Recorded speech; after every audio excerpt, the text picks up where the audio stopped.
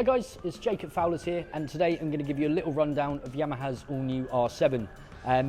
All new, pretty highly anticipated, but not to be confused with the original R7 from the early 2000s. This one's based off the CP2 twin that's in the XSR, the MT-07, as well as the Tracer, with styling taken from its predecessor, the R6, but with a bit of a slimmer profile, keeping the bike nice and light and agile, and a weapon for those track enthusiasts. It's powered by the high torque CPU twin, 689cc, 72 brake horsepower, and features around 67 newton meters of torque. It weighs just under 188 kilograms, fully wet, so fueled and oiled up. And for the R7, how it differentiates from the MT and the XSR, it now features fully adjustable front forks, as well as a slipper clutch that really does benefit on those aggressive downshifts. This is our demonstrator bike, which we fitted with Yamaha's style pack.